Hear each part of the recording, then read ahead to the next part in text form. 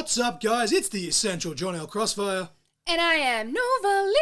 And you guys are tuned into Caught in Conversation. Shaka laka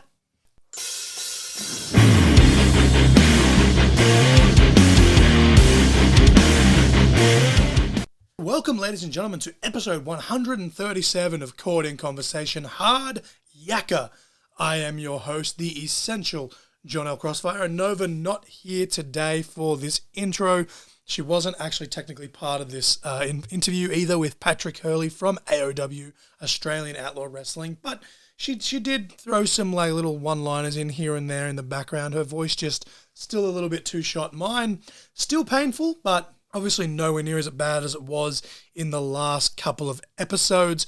But this was a very fun conversation with Patrick, a very, very insightful episode, I'd say. We got to know him and his wrestling stuff, but then towards the end, in true CIC pod fashion, especially with not having Nova Lee around, this really devolved into just chaos and a rant, and wouldn't be the CIC pod without it, honestly. We talk about for the marks, by the marks, but we're also ranting, reviewing, and marking out. I almost forgot my own damn tagline. Ranting, reviewing, and marking out. I just burped into the microphone. This is all one take. Ranting, reviewing, and marking out. Very heavy on the ranting. I swear, this is going to be a professional podcast one day. We're going to get paid to do this one day.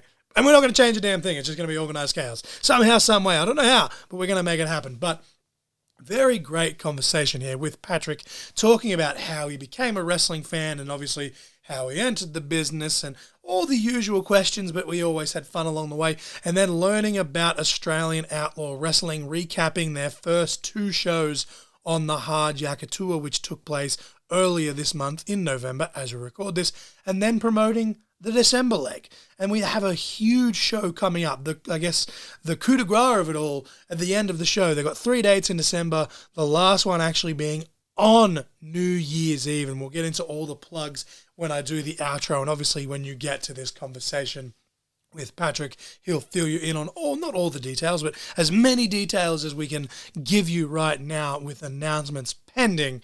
But first and foremost, the song and match of the week. The song of the week this week is Outlaws and Outsiders by Corey Marks, Travis Tritt, Ivan Moody, and Mick Mars. There is actually just a regular version with just Corey Marks, and it's a nice country tune, but this is much better. This is a dark country, as they call it.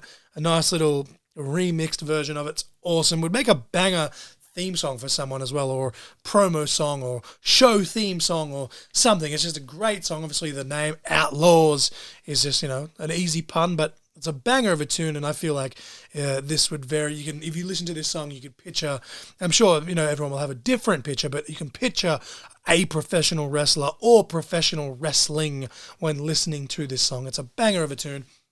And then the match of the week is one that actually does come up naturally in this conversation. Very early on with some of his earlier memories, Patrick brings up Masato Tanaka. And as I record this intro, and as I've just recorded this conversation with Patrick, obviously this is going out next week. I'm recording this on Sunday, the 10th of November. So if you're listening to this when it drops, it's been literally a full week. And not quite a full week because it's obviously depending on the hours, but almost a full 7 days, depending on time zones and everything else. That's the ADHD kicking in there. But almost a full week by the time you guys hear this. But as I record this, it has been 2 days since the 25th anniversary of Masato Tanaka versus Mike Awesome. Mike Awesome versus Masato Tanaka at ECW November to Remember 1999. And these guys had a handful of matches throughout the years in ECW. And then, of course, ECW One Night Stand in 05, that had a banger as well. But Heatwave 98 is almost a perfect event in general for ECW fans. But they had a match on that show. They have had other matches here and there, sometimes with the ECW title actually at stake. But this one specifically, Mike Awesome versus Masato Tanaka, ECW November to Remember 1999, 25th anniversary of that match. That is absolutely crazy. But ladies and gentlemen, without further ado, without wasting any more time, what are words? Buy the shirt on prowrestlingtees.com/crossfire. That wasn't even intentional, but I'm a roll with it as always. Ladies and gentlemen, without wasting any more time, put your hands together. Since Nova Lee isn't here, I'm going to try my best to do it myself. Ladies and gentlemen, please welcome, representing Australian outlaw wrestling and Victorian professional wrestling in general, it's Patrick Hurley!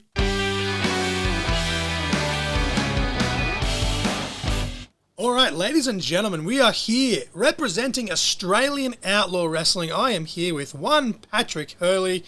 For those that aren't familiar with Patrick, cheap plug, go check out myself, Patrick, and DPC, who apparently is a cunt, doing a reaction to some AOW content, if you're not familiar. But Patrick, how are you doing this evening? Oh, mate, way better than I deserve, and you are 100% right. DPC is a cunt. I love the guy to death, but he is the biggest cunt I know.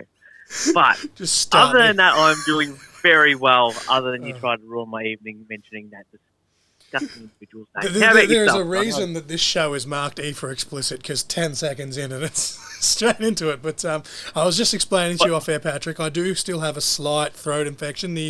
Luckily, the last couple of episodes had been recorded in advance, but the intro and outro on those specific episodes, what are words, buy the t-shirt, my voice, I sounded like Roz from Monsters, Inc., so this is definitely progress. But I'll try not cough and splutter throughout this conversation, but it is what it is. Were you doing the whole, Mike Wazowski didn't file the paperwork? Yeah, I literally was legit, when I was doing sound check last week, I should have kept it just so I could post it on socials, but it's gone now. But when I was doing last week's episode as we record this, I was literally my sound check, I was doing the I'm watching you, Wazowski, except that I didn't actually have to put the voice on. It was literally just there, and my wife was just started laughing and started dying in the background. She was like, good God, don't make me laugh. And obviously, as I said to you off air, Nova is in the room, but she's not a part of this conversation, because there you go, there's Nova dying in the background. This is a professional production here at Called In Conversation. She's always watching. Oh, she is always watching, honestly. She really is. But Patrick, I always ask the same question for first-time guests on the show. It's just it's a pretty basic question. Some would say maybe a generic question, but I think it's a nice little icebreaker, and that's just, Patrick, what was your earliest professional wrestling memory? I listened to an episode that you did with Jem the other day, and I was like, if I ever get up on your podcast, I'm actually going to have to give a decent answer, but I don't have one. No, I'm kidding. So, from memory, one of my first memories is from Raw October 2000, and there was an episode of Raw where it had the Radicals at the time. So you had Benoit, Eddie Guerrero, who else was there? Perry Saturn and Dean Malenko. Dean Malenko, thank you. And they were going up against, I think from memory, it was Chyna, Billy Gunn, Steve Austin, and The Rock. And it was a weird layout. So basically what happened was that Billy and Chyna decided to go 4-on-2 against them. And then what would happen was that they're getting their ass kicked. And then as the match started to get into that last bit of the quarter, suddenly then the Rock's music would hit and the crowd would just go absolutely ballistic.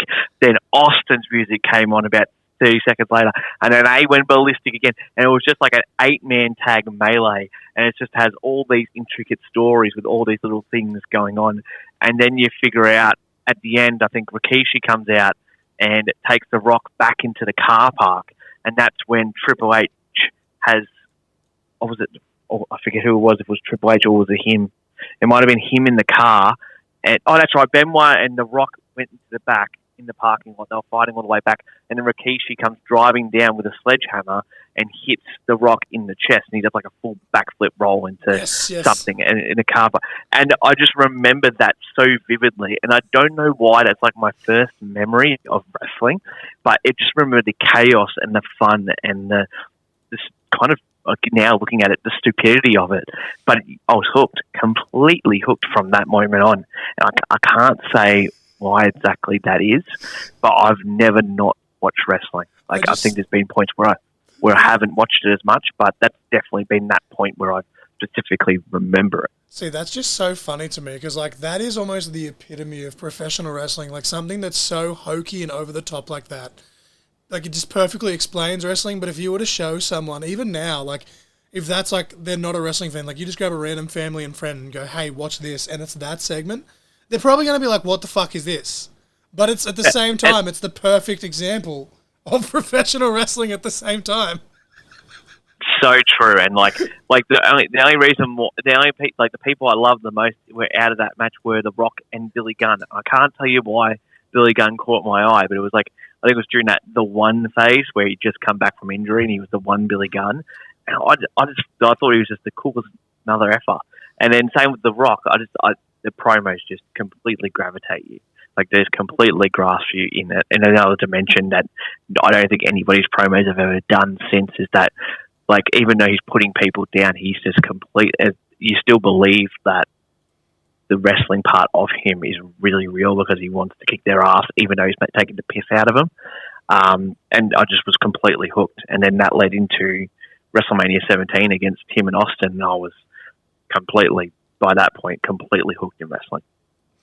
Now, you did say that you listened to the Gem episode, so I did appreciate that, which means that you do know what's coming next, and that is, from what point of watching wrestling, then, did you discover Australian professional wrestling?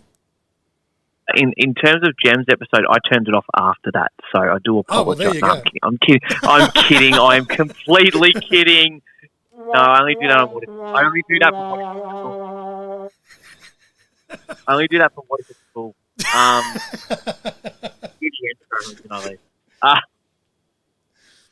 TV get so much smacking. Your question was, when was the first time I watched Australian? Yeah, when was the first time you saw wrestling in Australia and realised that, holy shit, this is a thing? Because, like, it still boggles my mind a lot that wrestling was around for, like, I'm still learning the history of Australian wrestling, and it wasn't until I think I was like 11 or 12 the first time I realised there was a wrestling show on. And at that point, I was like, it's not WWE, so I'm not going. And I think over the years, I think karma fucked me, because that's probably why people didn't come and watch me, but that's another story for another day. But it was probably, I think, 16, 17 where I was like, oh shit, like, wrestling's here. And I went and watched it was 17, actually, 17, 18, because it was in a club, that's right. And it was the first time I ever went to an Aussie wrestling show, and that was in, like, 2011, 2012, what is math? But yeah, when was the first time you were like, holy shit, this actually exists in this country? So the first time I remember seeing it was kind of like in the peripheral was remember when the international assault tours were happening in like that 05 era, and Jeff Jarrett and Rhino and AJ and Christopher Daniels and Joe, they were all... Yeah, the original incarnation of World Series Wrestling. Correct. And then basically when they had their second tour, they had Brian Danielson and Nigel McGuinness on there. I think Billy Kidman was on that tour as well. Well, then that was all happening around that same time, and about 2 months later, AWF had their first kind of show. They included internationals, but it was their own show, and they called it Global Attack. And it was at the Melbourne, I forget what it's called, MSAC, so Melbourne Sports and Aquatic Centre. And it was the first time I've ever seen Australian professional wrestling. And also where I kind of got introduced to, I think the main event for that night was Steve Corino versus Masato Tanaka. And there was Dude.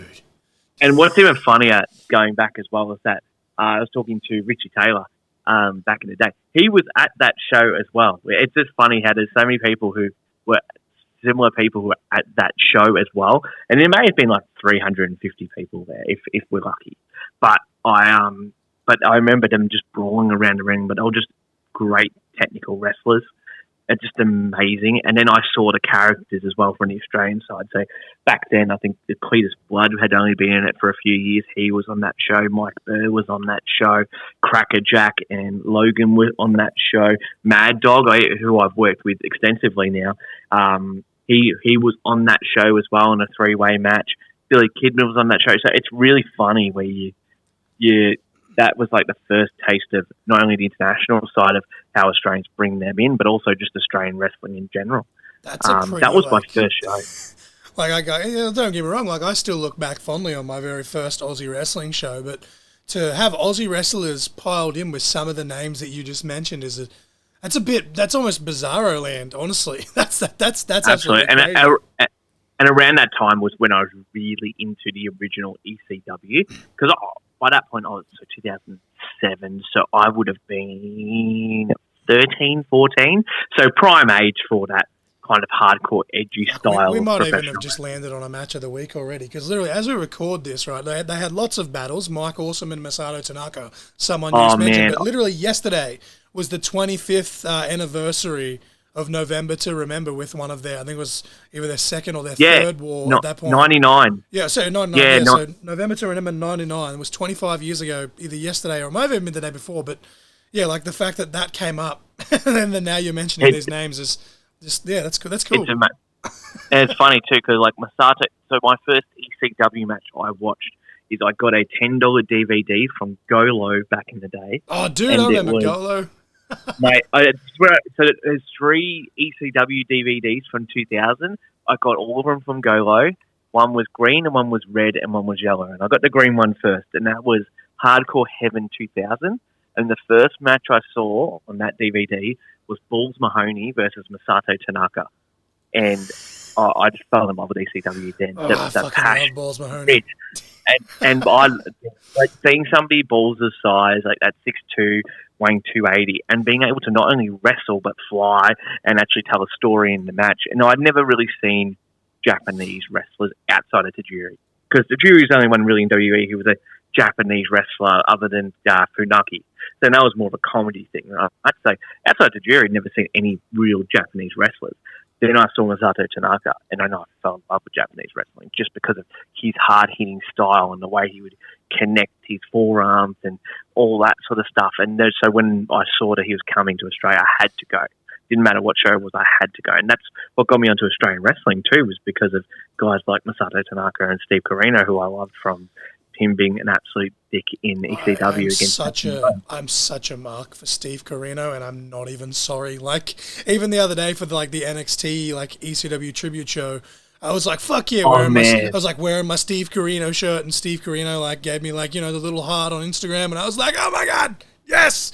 That's so good. He's so good. And his son Colby is incredibly talented. I actually reached out to Colby upon being on the podcast. His manager did respond to me, but so far, no yes or no from Colby. If he just said no, I'd be fine. But currently, I'm in this weird limbo of I've got some hope that maybe he'll say yes because his manager messaged me. I'd just message him directly. So I understand how it works over there and all that, but sometimes you just got to take the balls and just take the risk and go, stuff it. Just go contact them directly and see how you go. If they don't like it, well, that's fair. At least you've given your shot, right? But yeah, he's an incredibly gifted second generation wrestler who probably hasn't been given the opportunities that he really should be. But I think he will eventually, whether it's WWE or AEW or TNA, for example, because I know he does a lot of stuff with NWA. But I think one of those 3 companies could really use a guy like him as a good vicious little heel. No, I'm loving what he's done, where he kind of, he came in and he was, Corino's basically brat son in Ring of Honor, and then he kind of branched off and tried to make his own name, and now he's doing the thing where he's embracing the name, and he's now the Prince of Old School, because obviously Steve Corino, the King of Old School. And, not to mark out too much, but it is a former match of the week. The match that those two had where he drugged Steve Corino out of retirement, and the whole thing, the whole match I think is about 20-odd minutes, but from entrances to the post-match promos, you're looking at about a 43-minute, 44-minute segment. Does not feel like that long. It's, again, because it's the story and everything that they both do. If you haven't seen that match, go check it out. But that's my rant for this. I've seen the match once, and it is excellent. It is a great story. I've watched it, honestly, about 2 or 3 times, because, I was watching it one time. Nova kind of was, peeking at it, going, oh, this seems cool, because she knew of Steve Corino, and Colby's one of her, go-to indie guys. And then I was like, well, fuck, do you want to watch it? And then, sat down and rewatched it with Nova, and then I've rewatched it again since, just because I was talking about it with another friend, and I was like, fuck, I'm probably going to go back and watch it after this conversation now, because I'm a fucking mark, but... Yeah, you're welcome. But yeah, no, that old ECW era for me is just that's specifically through a pretty tumultuous time in my teenage years where I'm that stuff really kind of invigorated me and kept me kind of in check with like the kind of reality of life and like having that distraction. Sometimes you just need a fun distraction, and it's best to have something that's dumb and stupid to watch than doing drugs or getting drunk or anything like that at 14 or 15 years old. So for me, even though people go to me and go, "Oh, that's a bit weird that you watch wrestling at 14 or 15," I go, "Well, it's better than bloody being in a ditch, because guess what? At least I'm happy, I've had fun, and like I've been able to now be in the wrestling business for the last 4 years now, where I've been given so many fun opportunities to be in multiple companies, especially this year. It's been absolutely insane, whether it's AOW, Alpha, MXW, APW, like been over multiple states this year. Like it's been a crazy year, and I've been so lucky and fortunate to have all those experiences that you don't usually get to have. So it's just been a lot of fun this year, and like even getting to meet yourself this year and being on multiple podcasts this year, it's just been fun. It's just been a lot of fun.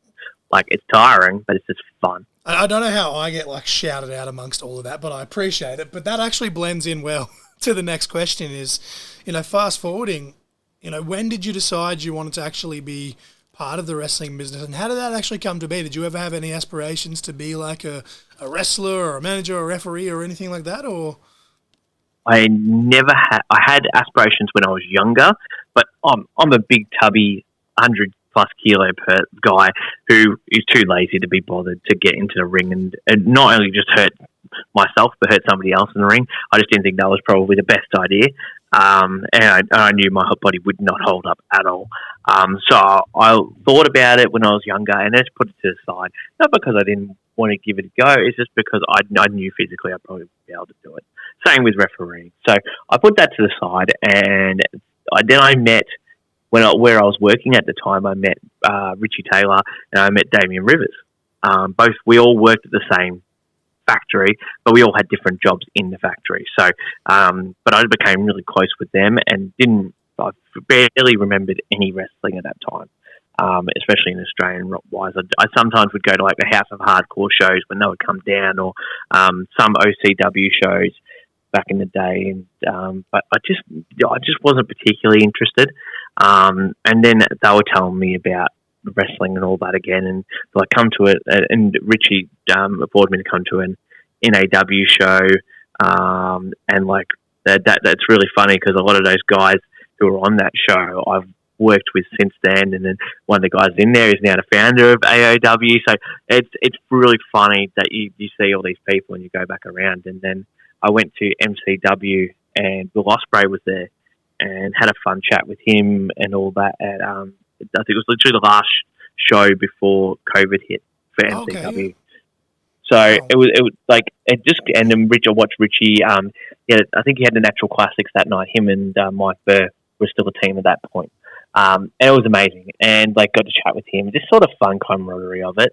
And then COVID hit, and I was like, I need to try something. Just give it a go. And like if they go, I'm like, I've always wanted to do announcing. I used to be a singer back in the day. I used to be in some little bands and stuff like that. So I have a performing arts background, but I just hadn't done anything like that in a long time. I thought, what about announcing? Like just ring announcing. I've always loved ring announcing. It's always been a passion.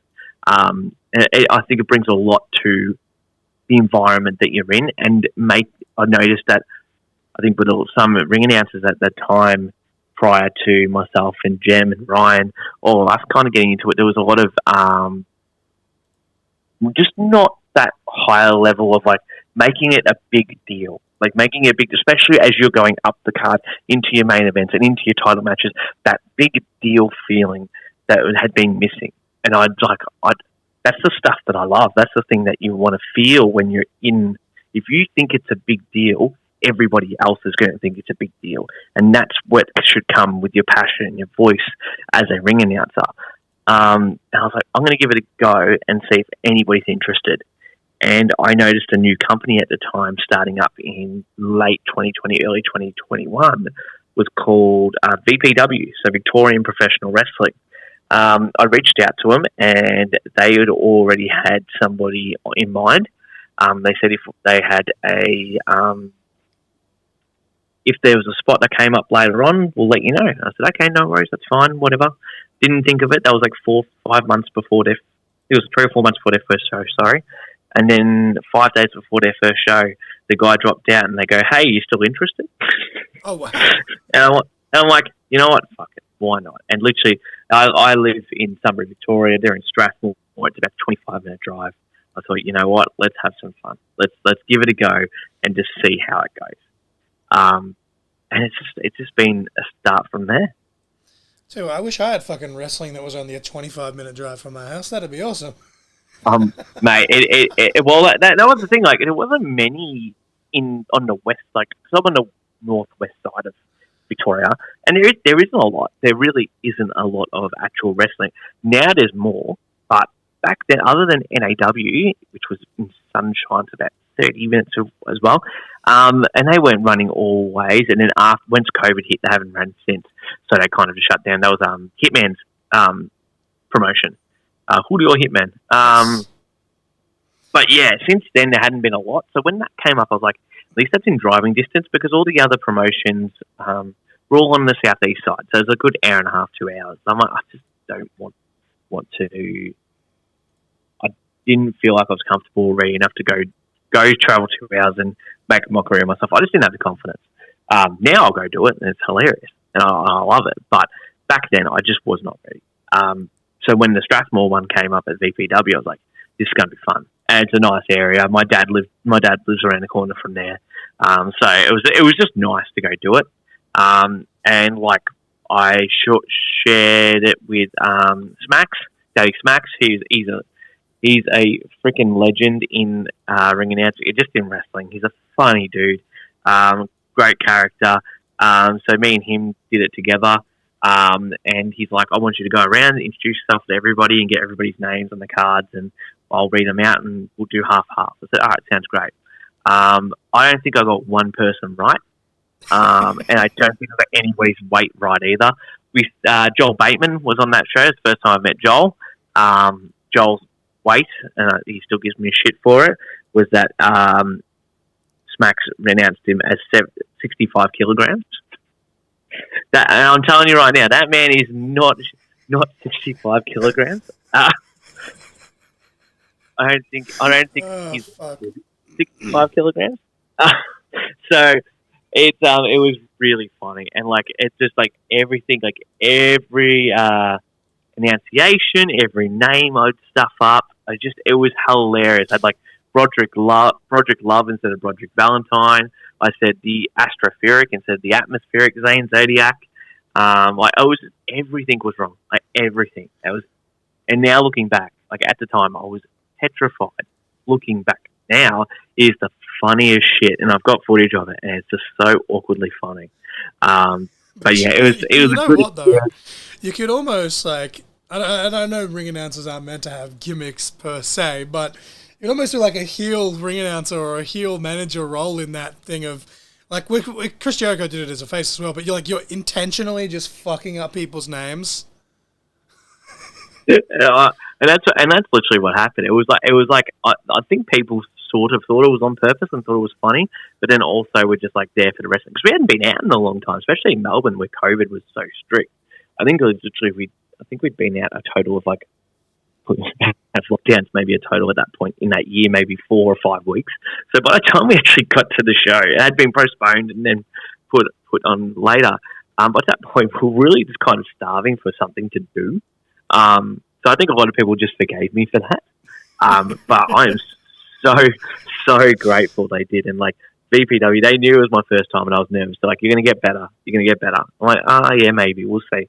And then we had another show. I think that was in April. By June, they had another show. And they said, no, you're going to do it by yourself. So, all right, let's do it. And I was completely out of my shell. It wasn't in my head anymore. It was just like it was gone. And it was like everything was starting to hit. And Gab, who runs VPW, I love that guy to death because he's the one who gave me the opportunity. It's just been an amazing experience ever since, where I've been able to kind of just live this fun life of being able to make, like, especially as an announcer, to make everything bigger than what it may be perceived. You make it as big as you want it to be, and making it a big deal. And I've always loved that about professional wrestling, is making something so small incredibly big and make everybody believe it's big too. Absolutely, but obviously the main reason we're here, that's a hell of a story, by the way. Like, you talked before, like, about shooting your shot. Like, that is a prime example. Like, oh, hey, can I do this? And, oh, no, and then because they remembered you shot your shot, say that 5 times fast, my God. You literally kind of just snuck your way in there, and now the rest is history, but... It's very crazy. As we record this, the main reason we're here, Patrick, is because we're here to promote my God, I'm on fire tonight. I think that coffee just hit me all at once. The December leg. I am a professional podcaster. The December You leg are a professional podcaster. You can do this, John. Of the Hard Yakka Crossfire can do this. for Australian Outlaw Wrestling. But before we get to that, for those that might not be familiar with AOW, and I know obviously you're not the man in charge. We won't name the man in charge, but for those that just aren't aware of AOW, Jesus Christ, AOW. What are letters? What are words? What can you tell us? Television deal. TBS, here we come. Here we come. What can you tell us about AOW and how it came to be, and just what your role in all of it is? So AEW is a promotion that was created in 2019 by the Young Bucks and Cody. Oh, sorry, AOW. My bad. Sorry, you got me confused as well. Sorry, my apologies. Stitching me up on my own show. Fair enough. Hey, I was nice. I was very nice about it. I just wanted to see how far you would let me go with it. You're like, yeah, fuck. What is AEW? Yeah, fuck. I don't know. So. We can mention the guy's name. So AOW was created by Devin. He created AOW as something that was going to be a very different image to. It goes back to very much the ECW style, mixed in with that Japanese deathmatch style, mixed in with his love of bands and heavy grunge and metal and that sort of thing, where he was in bands prior to. And basically what he wanted to do was make Australian Outlaw Wrestling a cool no-ring bar show mixed in with bands, and have stories relayed through a tour format that would work, where you're having a tour of different shows to be able to tell your story with your different characters within it. And then also just having the two different elements of crowds, where very much where you've got we won't lie, is that Australian wrestling is very niche, and then you've got deathmatch wrestling, which is popular but also very niche as well. And then he had his very specific music genres that he liked and these bands he liked. So it's two niche crowds and audiences that love either raw.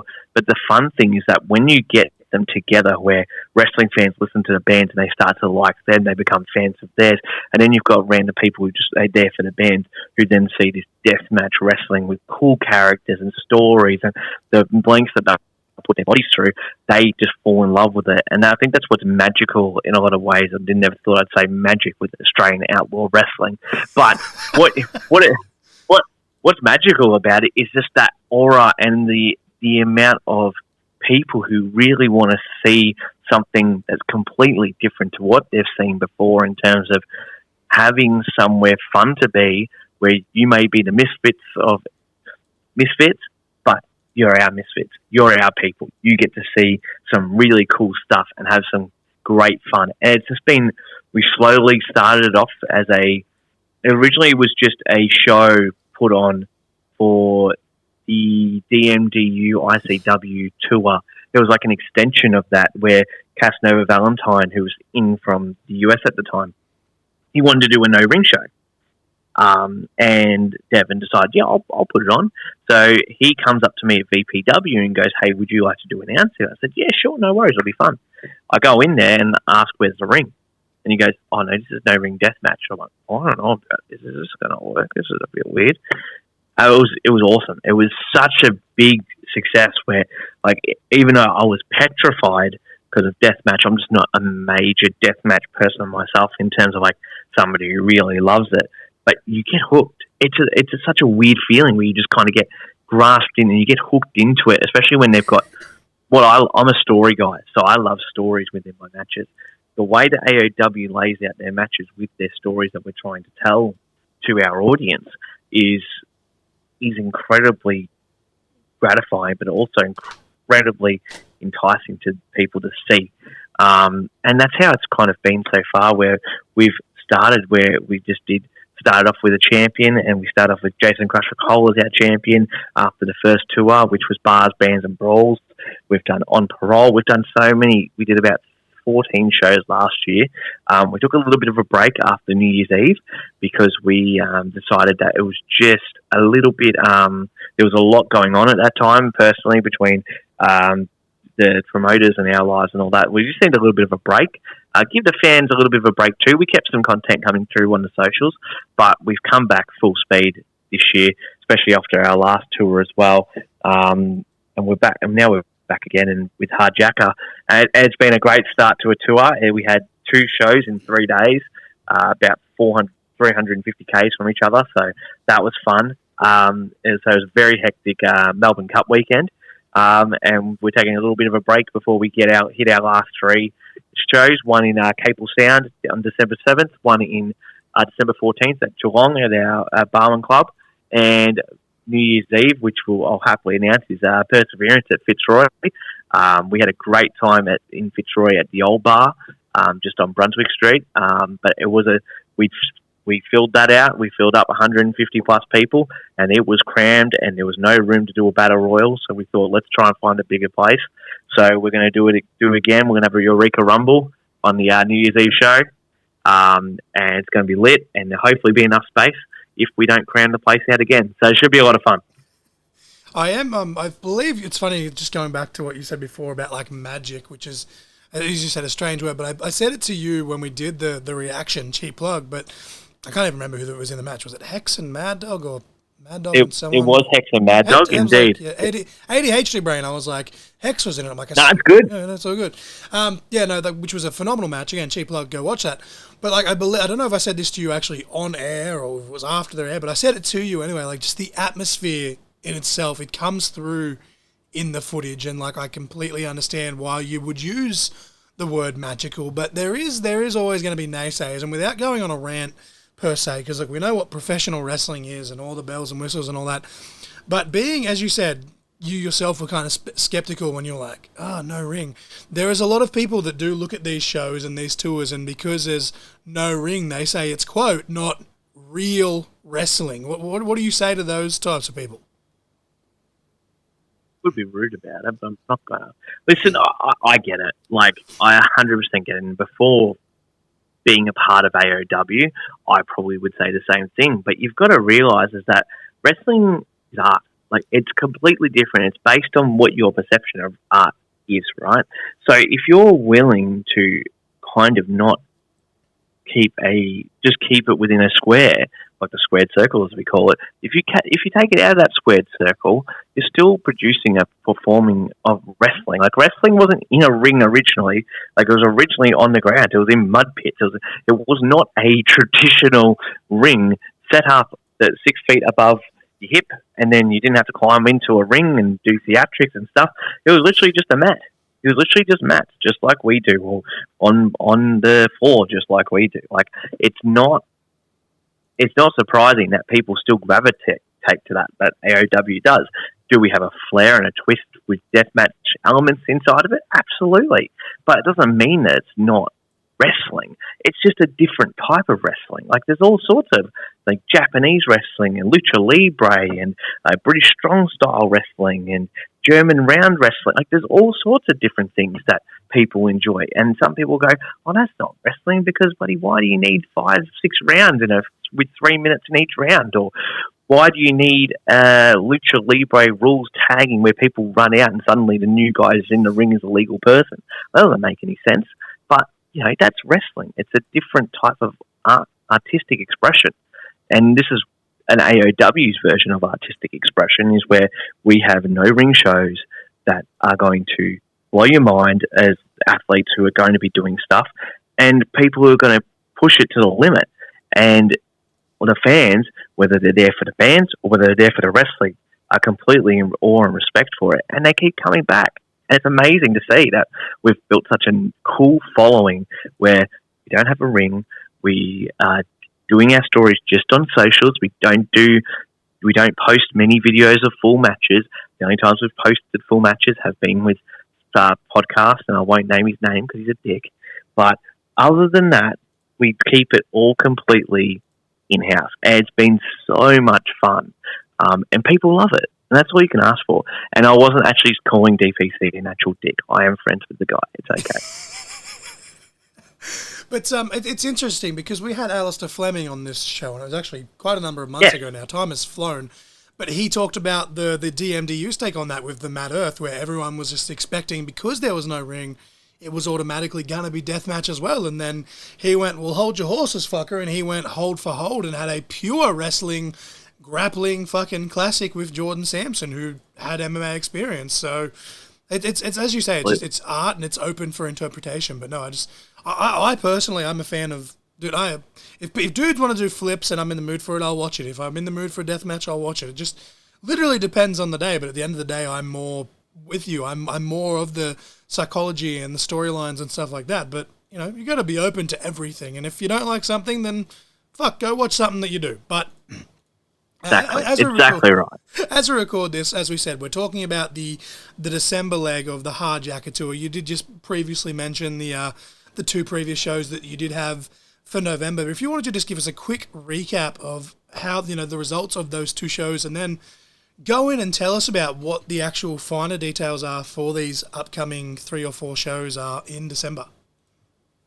Absolutely. So starting off the tour at Hard Yakka, we started off the tour at the Trash Cult in Bendigo, which was actually the first where we did our first ever official AOW show was in Bendigo at that same venue. It's a nice small venue, but it is always sold out, and the crowd are nuts. I love the guys down at Eagle Hawk in Bendigo. They are absolutely a hoot. They will let us do whatever the hell we want, and they just want to have a good time. So for them, this tour, due to a few issues with bands not being able to play at live venues down in that council area at the time, we made the executive decision to, instead of doing a 3-match, 3-band show, we're just going to do a 5-match card and let it all hang loose and have some fun and get everybody drunk and have a great time. So it was an awesome show down there. We started off the night with the Adam Crow Open Challenge.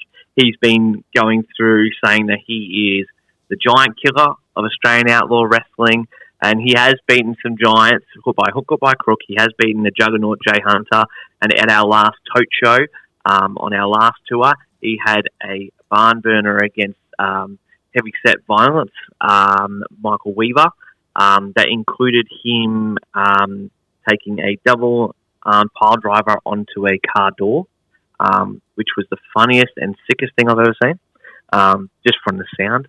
But yeah, he had another open challenge, and he got challenged by a veteran of the game, Johnny Della Rocco, and they had a fun match, and somehow Adam Crow still snuck out with the victory, still gloating that he is a giant killer in AOW. He says no man or woman will be able to defeat him in AOW, and that'll be very interesting as he has laid the challenge out to anyone to face him at New Year's Eve in Perseverance. So that will be a part of our card coming up on December 31st in Brunswick Street, Fitzroy.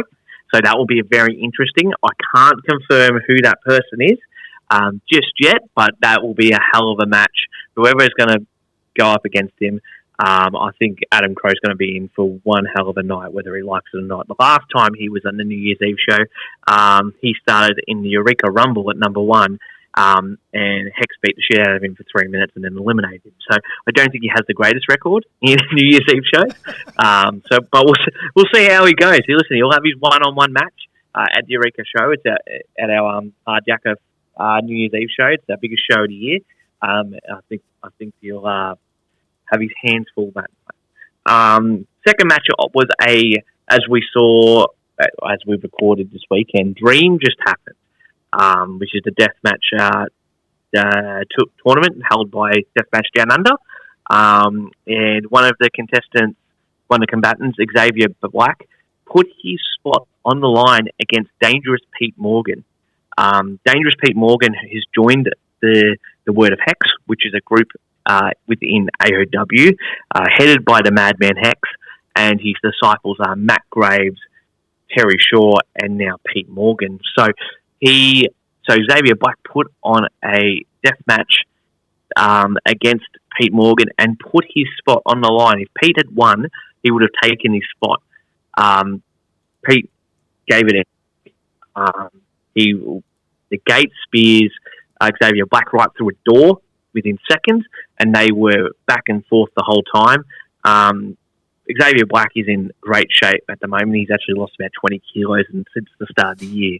He's looking fantastic. He is on a roll at the moment, and did not want to lose his spot at Dream. But to prove a point, he put it up against Pete and did take out the victory. So he did advance to his match with Mad Dog at Dream. So definitely check that out once it comes up on IWTV. That's some pretty fancy pants there that were actually painted by White Pony as well in the Dream tournament. So, hey, shout out to White Pony and Xavier Black.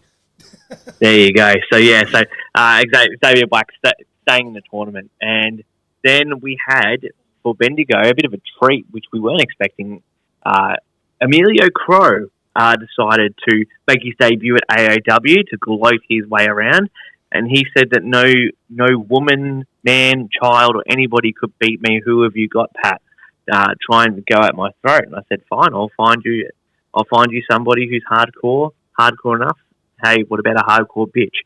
And Vixen came out. Yes, shout out to Vixen. Vixen happily beat the living shit out of Emilio Crow for my enjoyment and the crowd's enjoyment.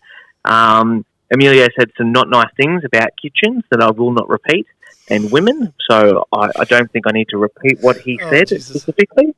But that was not a smart move by Emilio, and it turned out to be the worst move by Emilio as he got smashed through a table and was taken out of the match. So that was a part of our first half of the Hard Yakka tour, which led into our second half of that show, which was a kind of rematch mixed in with a blood feud at the moment where at the last tote show on our final leg of the tour, Madman Hex and Valido had been going back and forth, and they had a mask versus hair match, which Valido did win, went to shave Hex's head, and that's where the whole new group of the Word of Hex came in and took out Valido to protect their new, as they call it, Saviour Hex.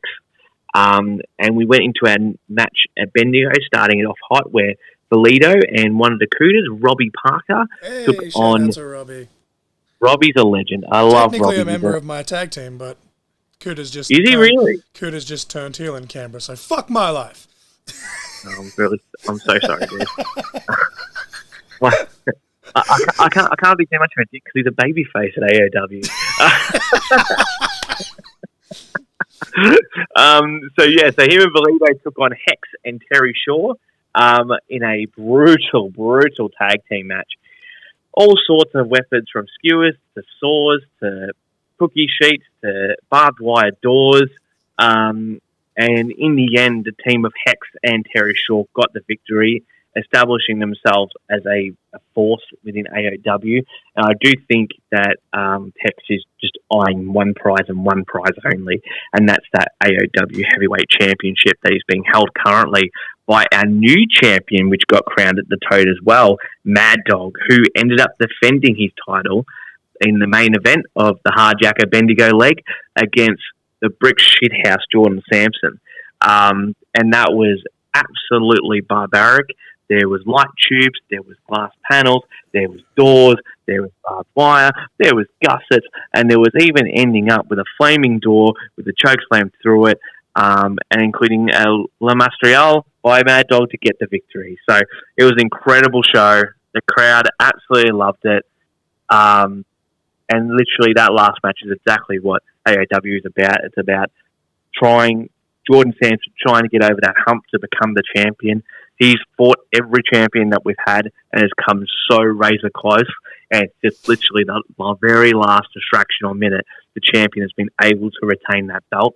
Mad Dog, first successful defense as AOW champion after beating Gore at the Tote. So just the start of his championship reign. He will be having a title match with somebody who wins a number one contenders match in Shepparton, which I will tell you about in just a moment. Before you get to the results of the second show, though, I think it is worth noting that as we record this, Jordan Sampson has actually just announced that for personal reasons he is taking some time off from professional wrestling. So I just want to say, if he does listen to this for whatever reason, Jordan Sampson, we wish you the absolute best here at CIC Pod. But yeah. Absolutely, and he's such a great dude. He works his ass off. I know he's been known as a deathmatch wrestler, especially with the Dream stuff. He's just an incredible wrestler. He's mixed martial arts background and everything. He is tough as nails inside and outside of that ring. And if at some point he does come back, I'd love to see him. And if it's his last match, I'm so glad that I've been able to see it, be able to call it. And if it was the last match, I couldn't think of anything better to go out against one of the best wrestlers in Australia in Mad Dog. So I'd love to see him back. But if he doesn't, I wish him nothing but the best for him and his family moving forward. Absolutely. But if you wanted to just quickly run through the results of the second leg of the tour, and then we can blast through and plug these upcoming dates. Sounds good to me, man. So we had Shepparton. So the first show was on November 2nd. This is November 4th. So this was a Monday Melbourne Cup Eve show at the Aussie Hotel in Shepparton, and it was a wild show. And speaking of wild, we actually started off the show with Matty Wild, who came up against the Greys, Mason Stoneheart. And these two, what I thought was going to be a fun little opener with some magic tricks, turned into an absolute killer brawl between two men who wanted to prove a point. Between the doors, the barbed wire Joker card that went on Mason's chest, a whole bunch of stuff, including at the end where Matty Wild jumped off a railing about 10 feet high and did a swanton bomb through a door and hit completely onto Mason Stoneheart. And it was a massive thud, but it got him the victory. He's still feeling effects from it, where his heels actually hit the concrete fully forced. He's fine. He's doing okay now. But yeah, he was not in a good way. Luckily, that was the end of the match and Mason couldn't get up because that was brutal. Absolutely killed it. And then in our second match of the evening, we had Hollywood Gold starting with their debut as a tag team. The director has been at AOW show in Geelong, but they fought his tag team partner, Marco Delago, the Golden God. As Hollywood Gold, they took on the Word of Hex, represented by Terry Shaw and Pete Morgan as a tag team. And this was just brutal and barbaric, but it showed the toughness and the grit of Hollywood Gold, especially the director. He was boiling out blood and he was just egging them on. He wants to show his documentary of deathmatch wrestling, giving it a full, intense look and complete in-depth personality profile of it. And I'll tell you what, he is completely in his element in AOW by surprise. However, probably just not having the experience enough to deal with a lot of the different elements that AOW does provide. Terry Shaw and Pete Morgan did get the victory over Delago and the director in that match. And in our main event, where the number one contendership for the AOW Heavyweight Championship was up for grabs as Madman Hex challenged the main character, Will Walker. The last time these two fought was in Grand Final Day in 2023, where Will did end up getting the victory over Hex with a little bit of assistance from comedian Aaron Gox, hitting Hex with a bunch of light tubes over the head. So that was a lot of fun.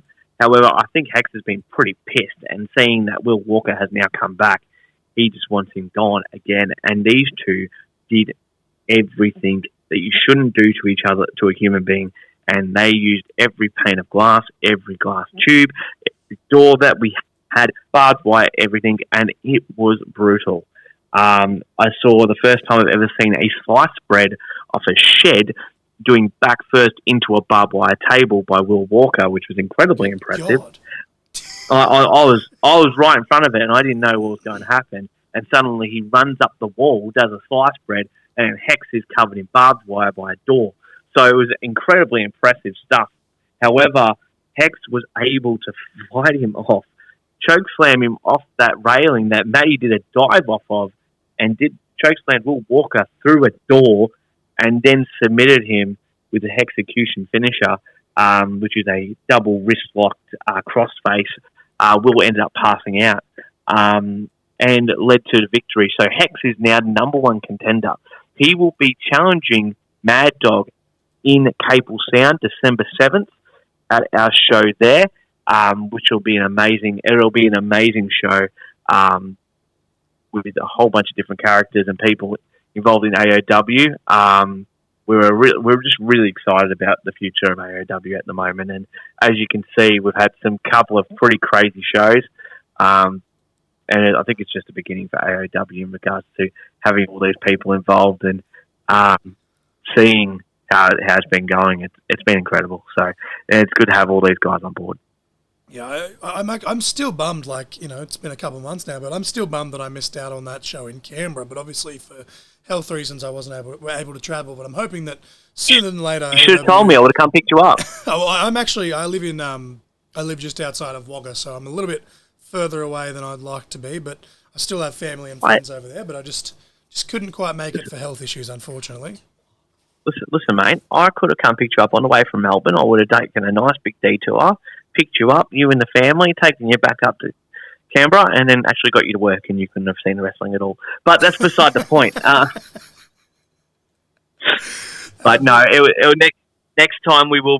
I reckon one day we'll end up doing a show at Wagga at some point. That would be excellent. But yeah, definitely Canberra was crazy. I'll volunteer for commentary. I'll just request a security wall so I don't get flying glass in my eye and all the fun stuff. How about if I give you those? What about if I give you those Science Lab goggles? Can I give you them? I've actually got some of them somewhere. I just don't know where they are. It's funny, when we first did our shows in at the Tote, we had those for the crowd. Had about 40 of them, so that way if it got too insane, they could definitely cover themselves up.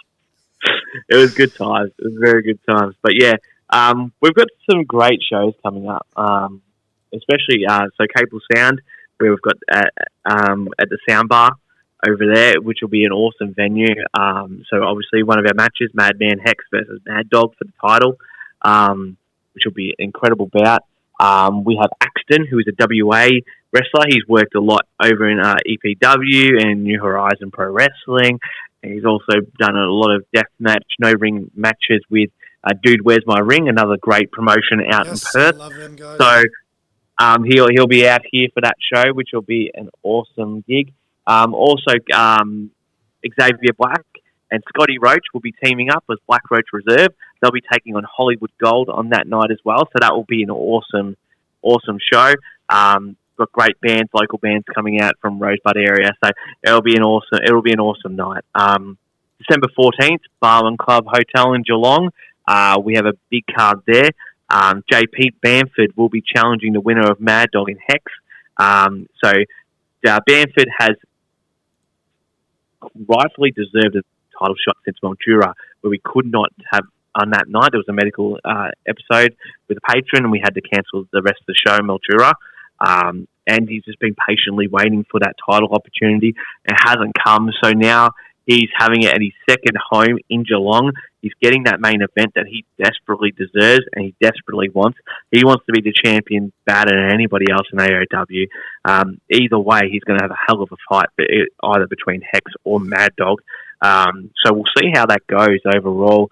We've got a whole bunch of different characters. With Xavier Black going to be there, Scotty Roach is going to be there. We have a couple of surprises on that show, so it'll be really, really good. It's a 4-match card for Geelong, so an extra match for them. Geelong have been an awesome crowd for us, and it's just been growing. So going into the summer, we thought, let's go all out. Let's give them an extra match, an extra band, and we'll have a great night out there. Barwon Club is an awesome venue, so please go check them out. And then we're leading into New Year's Eve. Perseverance in Fitzroy. I used to go there when I was 19 and 20 on a 90s night on Fridays. There used to be my local piss pot, as I like to call it. So that was good old Patrick when he was 50 kilos lighter, and actually had good charisma. So it'll be an awesome night going back there. As we did last year, we had the Eureka Rumble. We're starting it off again at the end of the year. Main event will be a 10-man Eureka Rumble match. We're planning on some surprise entrants into that. We also have a main event that I'm not going to announce just yet, not until after December 14th. But it's going to be a hell of a show. Adam Crow's Open Challenge is going to be on as well. It's just going to be an awesome year, a great end of the year for Australian Outlaw Wrestling.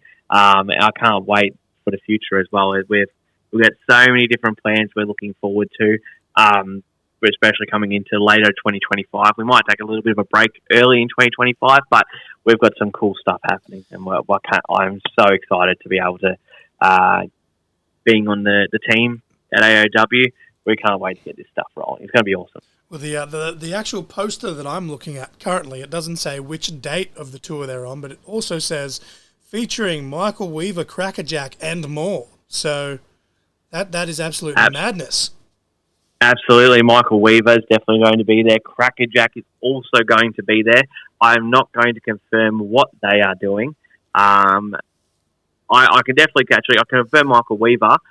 He will be in the Eureka Rumble. I will make him our first entrant into the Eureka Rumble in the main event that night. And yeah, it's going to be an awesome night. Crackerjack will be at Hurley, but I'm not going to tell you what he may be or may not be doing just yet.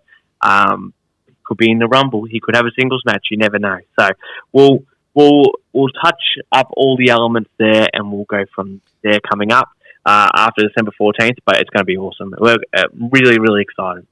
Now, are tickets on sale just yet for the December leg of this tour? So for the December leg, we are going to release new tickets for Cable Sound in the next week. And then the week after that, we'll be doing Geelong. And then from the week after that, we'll be also doing New Year's Eve. So we'll be starting to release them basically by the week, coming out of November into December. We'll be pushing them hard. We'll be pushing, especially the New Year's Eve show. We had 155, 160 sold out with all our guys. It was nearly 200 people. So it was full to the brim. This is a much bigger venue. No-ring deathmatch show. Like, there's a lot of shows that have rings that don't even get a quarter of that, whether in Australia or otherwise. So that's fucking nuts. sold out before. We were sold out before doors. So there was no way people could come in after the door was open. Like, it was all sold out. We still had another 40 or 50 people out the front wanting to get in, but there was just no room. So we're definitely looking forward to having a bigger venue this time where we can definitely hold more people. We'd like to hit the over 200 figure, and I think we will. It's going to be an awesome time. We just want AOW to be successful as possible and have as many great competitors, good people involved. And you know what? I just want everybody to see all of us putting in our hard work and effort and have a good time with us. That's honestly, that's the best way to put it. Like, I'm at this point where I'm like, look, I know I'm never going to main event WrestleMania. That's fine. But I just want to have fun. Like, let me have fun. If everyone's vibing and having a good time, you can't go wrong, honestly. AOW, like, as much as I love announcing for everybody else, I am at my most element, at my biggest, best element at AOW, because I can be very much like you. I'm talking to you here. I'm pretty lazy with language. I say an F word, I say a C word, I say a D word, and you know what? Who fucking cares, right? It's just, I get to be as fun as I can, as fun as I want to be. I get to be as happy and enjoyable. I'm relaxed. I have a yarn and a joke with all the fans. Have a drink at the end of the night once we're all done. Like, I get to have as much fun as I've ever had in wrestling, being a part of AOW. And sure, it's stressful. Sure, it can be pretty hectic at times. But the main thing I want to be a part of wrestling for is to have fun. Absolutely. And if the tickets go on sale before this releases, I'll put them in there. But regardless, I'm going to have the AOW social media links in the description. So if anyone's listening to this conversation, go follow. So that way they can, stay up to date on those ticket sales. But moving it back to yourself, Patrick, this is the part where we kind of mark out a little bit. But what is one of, or at least some of, you can name a few if you have to, what is some of your favourite matches of all time, both that you've seen on TV and that you've seen live? Okay, so let's go with seen live. I saw a WWE tour 2005. It was a SmackDown tour. It was just after WrestleMania 21, and one of the first matches on that card was Eddie Guerrero versus Rey Mysterio. Oh, wow. And what I didn't realise at the time, that, as we know, it was only about 6 or 7 months later, Eddie had passed. So seeing that match now, thinking back then, was awesome. It's just amazing to think about now, where I got to see one of the last matches that he got to perform in Australia not long before he passed. It's a very special memory. It even makes me choke up because I loved Eddie. He was one of my favourite performers. He's my all-time favourite performer, and I always get so sad when people bring him up, because like Nick Maltino said that one of the shows he went to was Eddie versus Kurt Angle, and I'm just like, dude, they were always magic. And obviously you just said Eddie versus Ray. They were always magic. When we had Andy Coyne on here, he's like, suck a dick, because I actually got to referee one of his matches in the UK, and I'm just like, God damn it. Everyone has all these cool stories, and I'm just like, I've never even saw him live, so you're all doing better than I did. I was very fortunate at that time. My dad was very, very good to me at that time, so I was very, very lucky then. And then also on that night as well was the better match of the night. I hate to say, but the actual technical match was Kurt Angle versus Booker T. Now, unfortunately, the angle after that, where Kurt Angle threatened to have bestiality sex with Sharmell, is not on my top 10 storyline list. Wrestling. God damn it, pal. Oh, my Lord. Booker T, your wife's hot. I think that storyline almost was the blueprint to, 10, 15 years later of Jason Jordan being Kurt Angle's illegitimate son. So you're trying to tell me that there's a link there? So you're telling me not only is he a Hall of Famers, he's a double Hall of Famers child. Is that what you're trying to tell me? I'm not. No, I'm just saying like that obviously we shouldn't be shocked that he was the illegitimate child based off that angle. No, I thought you were trying to say it was, Kurt Angle and Sharmell. No. The actual storyline was Kurt Angle was like, in college I had an affair with da-da-da-da, and I'm like, well, judging by that Sharmell angle, we shouldn't be shocked. I made him do it. Oh, good God. Jeez, that my inner Vince is coming out. Good Lord. Well, maybe hopefully it's not like the same inner Vince that's coming out now, but anyway. Oh, fuck me.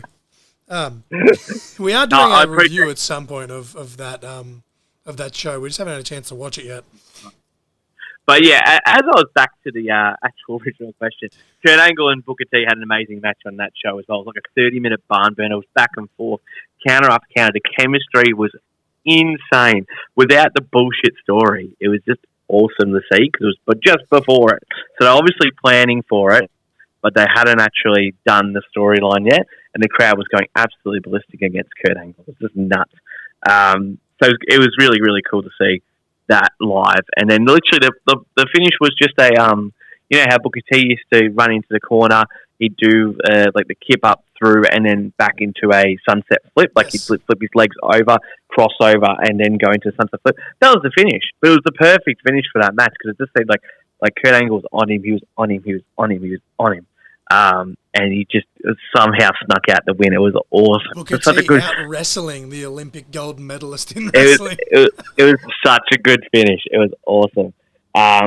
But like as a fan watching wrestling, my favourites have always been some of the technicals. So Kurt Angle, Chris Benoit, Daniel Bryan, Chris Jericho. Like those guys were definitely instrumental to me loving that style of wrestling. Character-wise, it was always The Rock. So anything with The Rock and Stone Cold, especially WrestleMania 17. That was my first WrestleMania I ever saw, coming out of that 2000s era. I was completely hooked on that story between The Rock and Steve Austin without even knowing the background of the Attitude Era and The Rock versus Austin in 15. Had no idea on that stuff. So being that enthralled into the story of those two, you could tell they wanted to be the best.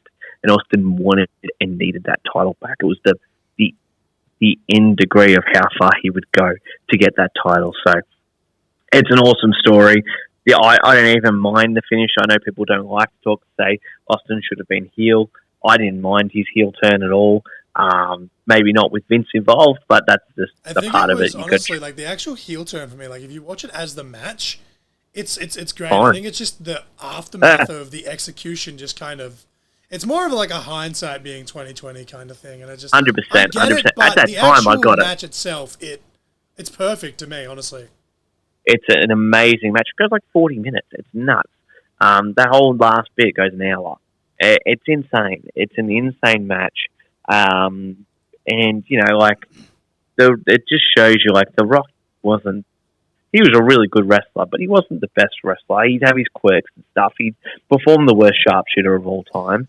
But, you know, that's not the reason why I watched The Rock. The reason why I watched The Rock was because he was believable and a great, charismatic individual. And Stone Cold, near the end, where after he's had his neck surgeries and stuff, he wasn't near where he was in the 90s era, like the mid-90s era of Stunning Steve Austin, that era where he was just an incredible technical wrestler. But he was a great character, and he knew his spots, and he knew his strengths, and he knew his weaknesses, and knew the little bits to turn on where he needed to get the reaction. That's what they were both the best at, was the reactions that they could get just by doing absolutely nothing. Like, they could literally just stare at each other and literally just make you go, okay, you know exactly what's going on here, without saying a word. Absolutely. I will say, though, The Rock is now lucky because I think CM Punk's overtaken him for the worst sharpshooter of all time. Because that Hell in a Cell match with Drew, like, was amazing, but man, that sharpshooter was fucking disgusting. I say as being an overweight man that can't wrestle, but yeah. You know what's even worse? He was in AEW and worked with Sting. Like, it's one of the things he could have at least learned. Like, for fuck's sake, Jesus Christ. Anyway. One job, mate. But it's definitely up there. They're both pretty damn bad. Not as bad as Vince's stunners. They're great. They're so bad, they're great. But I feel like if you look at like WrestleMania 38, I feel like Vince's stunner cell was intentionally bad. Like, it almost had to be. I think what happened was, I think he started to intentionally do it bad, but then went to try and get it back on. But what happened was, he tried to get it back on track, and then his legs just completely gave out on him halfway through, and then he just couldn't get himself back on track. So I think it was originally the intentionalness of it going to be shit. But he's like, no, I'll get it back on. And then it turns out, no, my legs are going to give out on me. No, fuck this up. And that's how his stunner ended up looking like absolute crap. Luckily, there was two awesome stunners in between. So he got saved. He was all right. I still say that honestly, like, without going on to another round, that's the Pat McAfee stunner to me. That is that's my number one stunner cell of all time. Like, I know The Rock's was always good, and like Shawn Michaels was good, but like that one Pat McAfee cell to me is the best stunner cell of all time. It was way too smooth, and then the fact that he was like unconscious somehow, wink wink, but still drinking beer on the floor. That's my favourite part of it, and I also love Theory's one where he takes the stunner and he somehow starts doing the running man as he jumps off the ground, oh, and then takes it back. It's the fucking funniest unintentional thing. I'll tell you what, who had a great stunner cell was Shane McMahon. Shane's stunner cells are so underrated. He was such an underrated athlete where he just literally looked like he was on a trampoline. But actually, the original beer spit cell was actually Shane did that way back in the day. So you got to think maybe there was some inspiration there for Pat to do his. But as we wind down here, we have the last two official questions. I usually ask, who's your dream opponent, which I guess you can answer if you want to, but I've reworked it just to say... DPC. It's DPC in a bra and panties match. DPC versus Patrick Hurley. But... Honestly, I'd go more like straight up lingerie pillow fight, so you just start in the Brian panties. That's just me. Good God. This is a cut rate production. Wear that pink lingerie. Good God. Anyway, what oh, good God. But just from a mark standpoint, and this can be whether in AOW or elsewhere, what as a fan or even just as a ring announcer would be your ultimate dream match to announce, and what would the stipulation be? Jesus. That's an incredible question. I don't know what, like, for me, I just love being in the industry. So, like, having a match where I go, I need to announce that match, I don't know if I have it. I just like being in moments, right, where being the announcer to have that moment. Like, I love when Cody won the title against Roman at WrestleMania 40, where Samantha Evan kind of, like, she starts announcing, and you could tell she's breaking up on that call. So many people shat on her for that too, which pissed me off, because I'm like, she was literally like, you could feel the emotion in that of that, like the moment in time of this is a thing that's happening. Like, that was a very special moment. And that's how it should be. It shouldn't be so regimented where you're like, oh, like you can't show emotion. No, like, you realistically, as a ring announcer, I should know absolutely nothing about wrestling. Really, I shouldn't. If I want to prove that, like, I am a fan and I am seeing it through a fan's eyes, if I want people to believe it, I should not know what's going on. So when I see a title change and when I look at things and go, okay, from a perspective, how does a fan see it? I know how to make a fan see it by just being a fan and watching it and having a natural reaction, whether it's like the other month where I was at Alpha Pro Wrestling where Mike Chaos almost won the championship. I lost it, where I've done the whole ring announcement, got a new champion, Mike Chaos, and then as the finish came back to conclusion, the referee had reversed the decision, and I had to tell Mike that he was not the champion anymore, and it went back to Slade Mercer at the end. The tone, as you hear in my voice, that's that tone of moment that you need to have, where you have to tell the people that not only are they upset, but you're upset for them as a person in the audience. And that creates that heat that you want, right? So it's just an amazing thing where I don't so much have a thing of, like, I want to see two wrestlers and do a real introduction for them.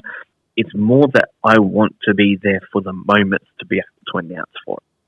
You know what? Absolutely. That's probably the best non-answer that we've actually gotten. Like, I completely understand that, because even as a play-by-play commentator, I'm a huge mark for Jim Ross, and I'll defend that man with my life. And, like, he always used to be like, I don't want to know this and that and whatever, and he'd just basically tune out of that part of the meetings. And I like that. I like being able to just react naturally and tell the story, and without, look, this is a podcast, so we all know what professional wrestling is, so don't come for me, but without mentioning the names, to try and keep at least a little bit of kayfabe, there was a situation at a show that I did quite recently where not everything was what it seemed. It said something on paper, and one of the people in that match thought that, and it was kind of like a reverse rib where someone put someone over, and the person that went over didn't know they went over and thought it was a mistake originally, and they're like, oh, fuck, and, like, no, the person actually went out of their way to basically, as I said, pull a reverse rib, and basically was like, you're going over, brother. But, like, me as a commentator reading something on the paper going, this isn't right, but also genuinely marking out because this person won, and, like, as a fan, I was like, oh my fucking God, yes, like, this person won, and I get that, 100%, like... 100% agree with you. And, like, I did my first play-by-play announcing at Alpha the other night, on Saturday night, for their event Whiplash, and we had a title change with CGS taking the tag titles from B Squared, and it was an amazing moment. But I didn't know about it really, so I've been told multiple different things, and it was just basically to confuse me so I could get my genuine reaction. And when they won, my genuine reaction came out where, as the heels, I'm like, for God damn sake, and how they won and all that. Like, mate, but you feel it, right? You feel the reaction. You want to feel like it's a fan, like you are watching the match and you see such an excellent match end in such a crappy finish or whatever. You go, oh, for God's sake, like, why the hell did they do? Like, it's that sort of stuff. But that's the story of it, right? Like I can go to you now that I want to see Mad Dog versus who as, like, my dream announcement, right? But the thing is that we don't know who's going to be coming up in the next 5-10 years, who could be awesome stars. So I don't know who's going to be the next guy that's going to be making me want to see and make me want to feel and do that announcement yet. I just don't know. But as long as they give me that feeling, I'm 110% in. I think the best example of that, before going on yet another rant, is that, like, Michael Cole with the Undertaker's streak. He didn't know about that. And 100%. literally, it's like, the streak! And there's that real fucking awkwardness of, did he? Didn't he? And then it's just like, it's over? And he's like, he's almost questioning it, but then his voice is like so flat and disappointed, but it worked with the genuine emotion of, oh, this is a thing now, and it's over, like, just like that. 20 odd years is just down the fucking drain. Which, like, look, it is what it is, but like, that's the stuff that I love, of the genuine of, wait just a fucking minute, hold up, and then just obviously the trickle effect. But what would be your, maybe not your dream stipulation, but what are some of your favorite stipulations then to watch as a fan? In terms of, like, as I've been in wrestling or prior to, or just like what is some of your, like, if you it's like, say wrestler A is wrestling wrestler B, and you can pick the stipulation, what is, like, your go-to, like, whether it be a hardcore match or a submission match or a fucking Brian Panties match, as you just said with DPC, like, what's your go-to stipulation? That's my dream match right there. And I want Emilio Crow as the referee. Oh my lord.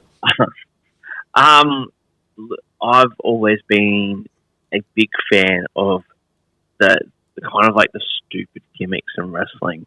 Like, not like, so I love real shit, but I love dumb shit too. So, like, even, like, just the purpose of having a casket match. Other than The Undertaker, what is the fucking point of a casket match, right? But I love the idea of just having two people who want to, like, beat the shit out of each other, trying to bury them into a casket. I'd love to see a casket match where it wasn't just like a hokey bullshit with the Undertaker involved or anything like that, but just something where it's just like two guys who absolutely hate each other and want to bury each other alive or pop them in a casket. It's like career versus career in a casket 100%. Match. Like, you close the lid and it's like you're literally closing the lid on their career.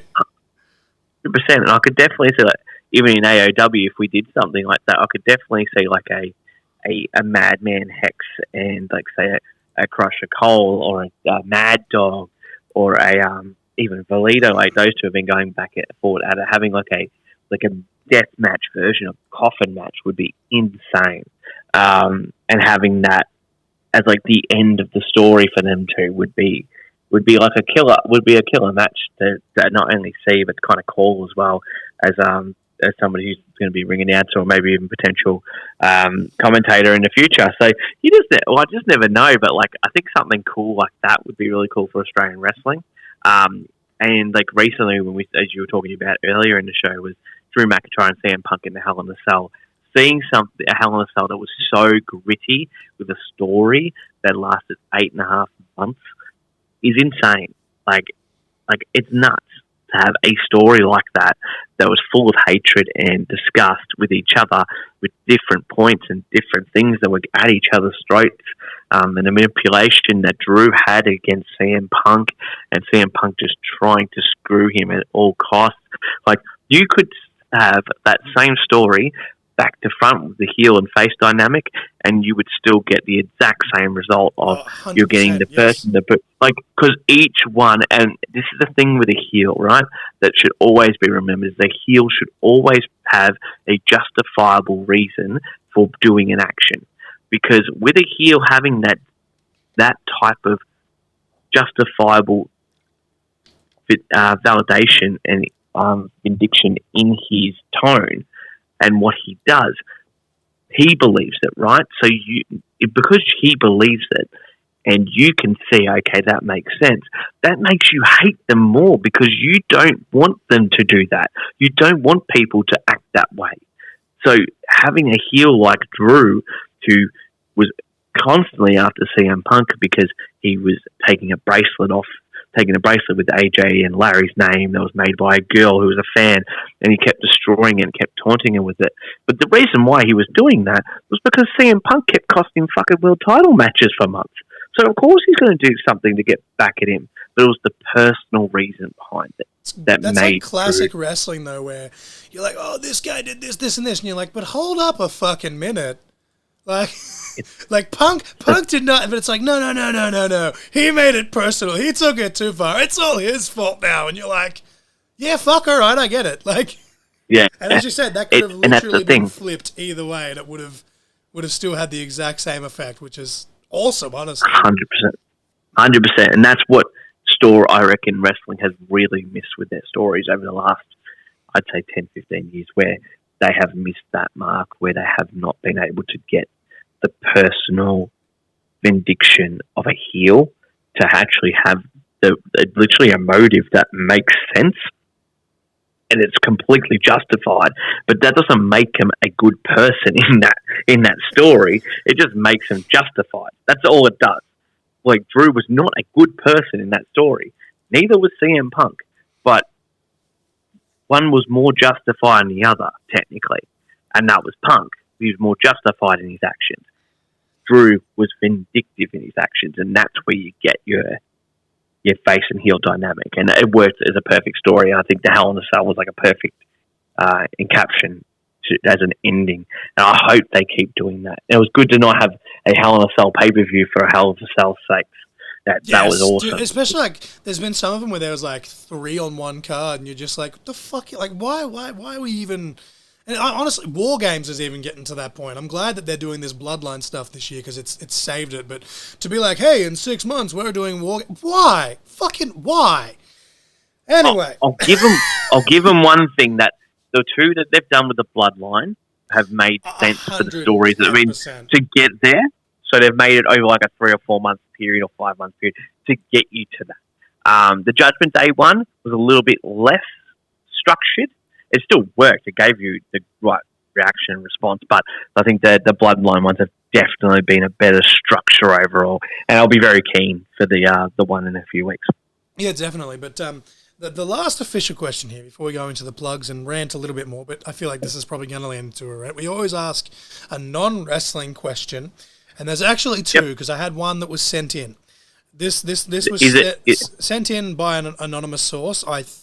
I don't know. It may have been James Marshall, but then on the other page, it may have been Mason Stoneheart. All I know is that there's an MA, and then there's just dots and symbols, and I don't know. I'll have to work it out. But I think the MA stands for either Marshall or Mason. That's just my assumption. I don't know. I'm not going to say for sure. I don't want to get stands for a mark. That's what it is. Possibly, but the question is for you, Patrick Hurley. Why is DPC a cunt? Why is DPC a cunt? That is the exact question. That is the exact quote. I don't know. I'm just the messenger here on this totally professional podcast. And I don't think DPC is a cunt. I think he acts like a cunt, but I don't think he actually is a cunt. That is the greatest soundbite, I think, in the entire 137 episodes of this podcast. I don't think he's a cunt. He just acts like a cunt. Oh, dude, this is. I think that's the end of the show. Nova's just shaking her head at me right now. I think this is why we need her. Did Nova hear that? Yeah, she's just like, I need. I'm dead. Oh my fucking god! Sorry about that. She's just trying not to choke now because she's laughing. Oh, fuck me. Jesus. But the actual question, the actual non-wrestling question, is just like a little fun fact. I always try and tailor it, but I don't know anything about you. I know you like wrestling, and I know you like music, but we ask a lot of music-related questions on this, and as I was jotting this down, Nova Lee said, hey, I'm going to do a homemade dessert tonight. So, with that being said, Patrick Hurley, the golden question to end this episode before we jump into the plugs is just, what is your favourite dessert? Oh, you're a legend. I'm a big sweet tooth, so it's definitely. Oh, I tell you, who made one Chrissy B at Alpha Pro Wrestling. She made Biscoff cheesecake the other night. Oh my I god! literally. Did you hear what he just bro. said, Nova? No. He said Chrissy B made Biscoff cheesecake. What did I say to you like fucking 3 days ago that I've been craving? Yes. What the actual... Mate, Bro, Chrissy B, come on, send some to the sea. I don't know how it's going to like last in the post, but I shit you not, Patrick. 3 days ago I said, you know what? I've really been craving some Biscoff cheesecake. I'll go annoy that beehive. Oh my St. Lord. Albans. I'll go annoy the beehive and shake it up, and we'll get you some Biscoff cheesecake sent down here. Okay, so I'll come to Alpha Pro if DPC buys me souvlaki and if Chrissy Big gets me Biscoff cheesecake. Those are my demands, Alpha. Okay, listen. I think we can at least get one of them sorted for you. I'm not going to guarantee which one, but I'm not going to sit here and be like, I want $100 in travel and hotel. No, I just want food because I'm fat. Wait, hold on. You expecting to get paid? That's a good way to avoid it. See, I say the money that I spend on travel and everything that I'd need for food gets made up for, and just give me food. That's actually a really good idea. Especially, it's much better than what I do. I just pay them. So that's a much better layout. My favourite dessert would be I'm an Italian. So I love traditional Italian biscuits like biscotti and all that. But I'm a massive cannelloni. What am I doing? A cannoli. I love cannoli. Dude, cannolis are so good.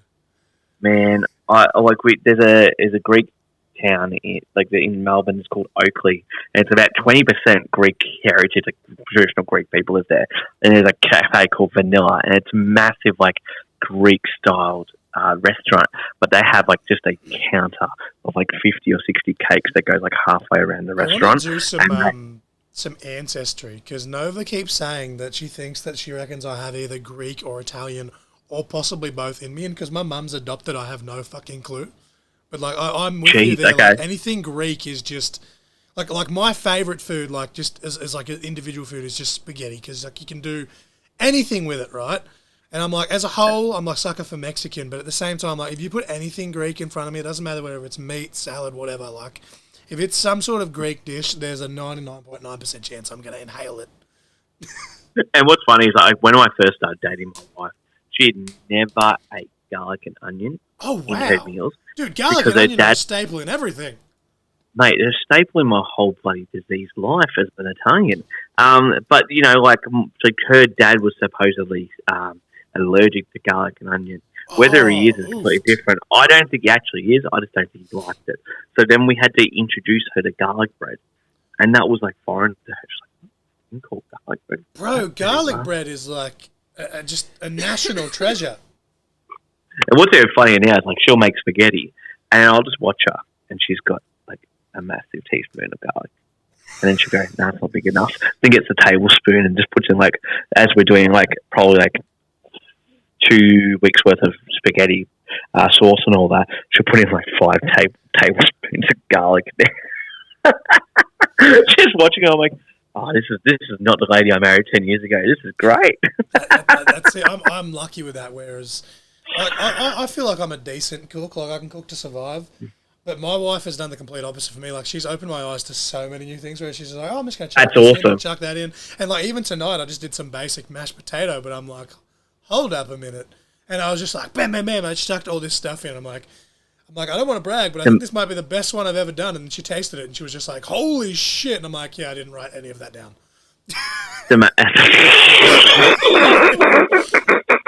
I think your ADHD brain's really not going to be helping you there trying to remember that. Yeah, she does it for me too. Like, she'll make spaghetti sauce or pizza sauce, and I'll be like, oh my God, this is the most amazing. And then she'll be like, yeah, I don't know what I put in it. She was like, there's a bit of this, bit of that, but I couldn't tell. And I'm like, fuck.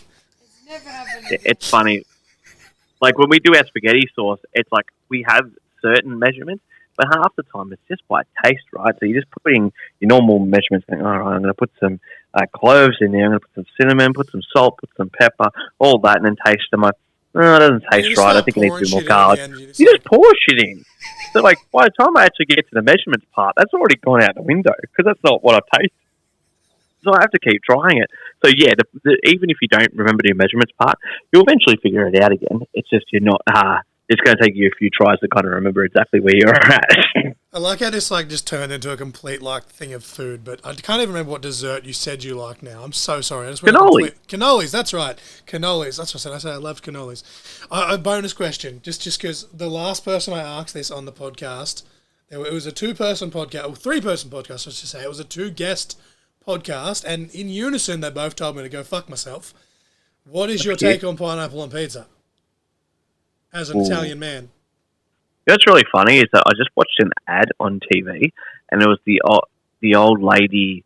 She's grabbed an old Italian wog lady was walking down the street. I can say wog because I'm Italian. So that's fine. And it's the basket, and she's got the Roma tomatoes, the big Roma tomatoes, and she's like, and what happens is that the pineapple then slowly gets dribbled on the pizza, and she's having what looks like she's having a cardiac arrest because she's seen the pineapple go onto the pizza.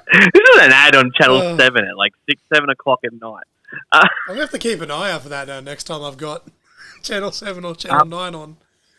Oh, my God. As a guy who worked in a pizza restaurant for 6 years, I'm indifferent to it. It's still my go-to. Like, people like it. My wife likes it. I'm just indifferent to it. If it's on there, it's on there. If it's not, it's not. Do I think it belongs on a pizza? Oh, probably not, I guess. But I know people love it, so I'm not going to go tell them off and go, you can't put pineapple on pizza. Whatever floats your boat. I saw a guy at Alpha the other day eat the Biscoff cheesecake with mustard on it. Like, what? I'm not even joking. Okay. Yeah, but yeah, you can ask DPC about that. They'll be on his link. It's called Live next month. But yeah, like for me, pineapple's pineapple. I like pineapple. Does it belong on a pizza? I don't know. Fair enough. Are you a fan?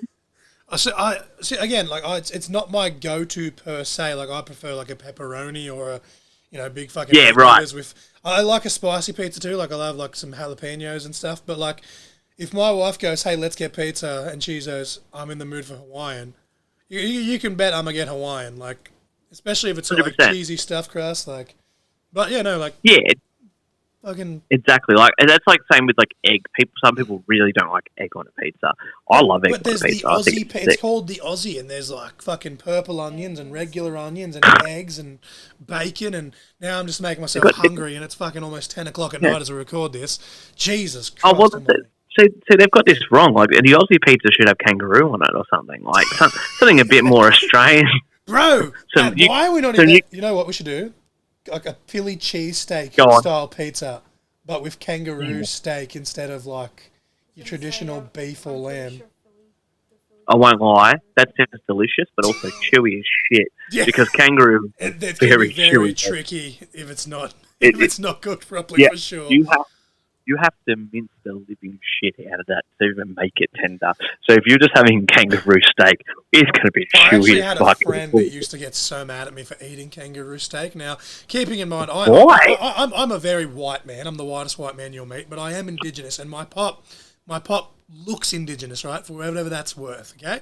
He loves steak, and I had a friend be like, "Why would you eat the coat of arms?" And I'm like, "Bro, are you even Australian?" Like.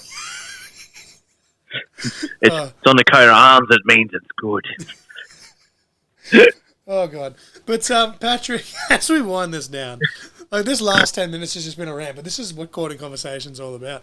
As we wind this down, like where can we find you on socials? Where can we find AOW on socials? Obviously, you said a lot of the footage is just kept in house for now, but where can we find merch for AOW and just basically plug whatever you need to plug for the next 5, if not 10 minutes at this point, depending on what side quest we go on while doing this. All right, so we'll do. So my socials are just Patrick Hurley on Facebook and Instagram.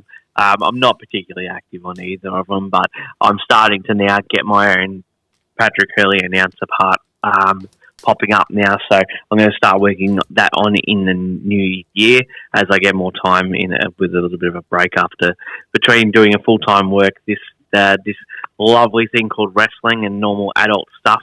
It gets a bit tricky at times, so it's definitely it would definitely be popping up on my own. But seriously, support Australian professional wrestling. For us, myself, I am currently working mostly at Alpha Pro Wrestling, so they're on Instagram and Facebook at Alpha Pro Wrestling. They run once a month at the Pipeworks Market for our energy shows, as well as their main shows. They've got a big show December 7th called Final Phase at the Pipeworks Market in Thomastown, Victoria. Slade Mercer, international superstar, is defending his championship against Mike Chaos in a main event Falls Count Anywhere match. From memory, but myself, I will be at Australian Outlaw Wrestling. We've got some great shows coming up. December 7th at Capel Sound Soundbar, December 14th, Barwon, the Barwon Club in Geelong, and then December 31st, New Year's Eve Bash, Hard Yakka at Perseverance Bar in Brunswick Street, Fitzroy. It's going to be a hell of a night, including our second Eureka Rumble. Follow us on all our socials, Australian Outlaw Wrestling, Instagram, Australian Outlaw Wrestling. Tickets will be up and sale in the next week or so for our Capel Sound and Geelong shows, with the following week being up for our New Year's Eve show.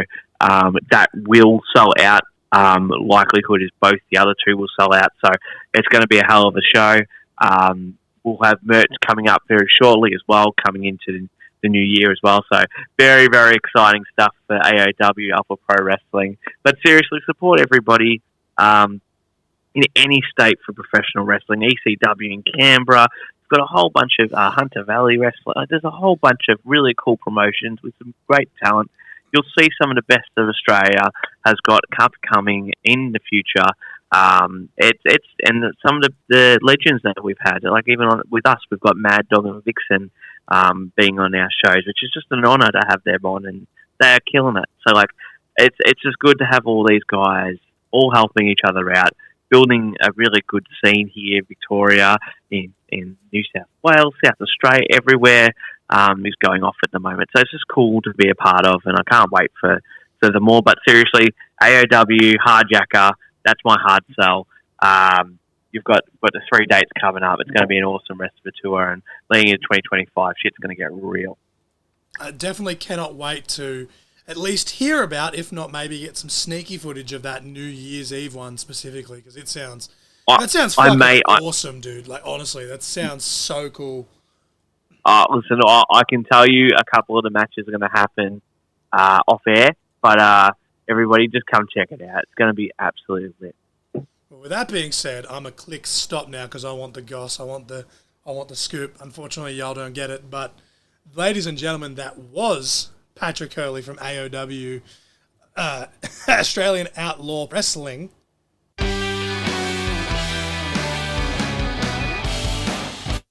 All right, ladies and gentlemen, I was not lying. I was not lying when I told y'all that this was very heavy on the ranting side of the ranting, reviewing, and marking out. But I really hope, that's all I can do right now until this is released, I guess. But I hope that Patrick and I still managed to cover the basis of this conversation, which was to promote the Hard Yakka Tour for Australian Outlaw Wrestling. And I did say this to Patrick off air, but I'll say it again on air if you managed to get this far throughout all that ridiculousness. But I do want to issue a formal apology actually to Australian Outlaw Wrestling, because I did message them when they were doing the On Parole tour for when they did the date in Canberra. Obviously, I don't live there anymore, but I have a lot of friends and family there, and I wanted to do an episode just, one for the whole tour, but I really wanted to hone in on promoting that one show and hope that it did well. And I apologize. I notice as I'm doing this, my breathing is very heavy, but again, still got a slight sinus infection and it's messing my throat up. But no, I do apologize formally to Australian Outlaw Wrestling management that we didn't quite get that conversation done, but I definitely really enjoyed having Patrick on.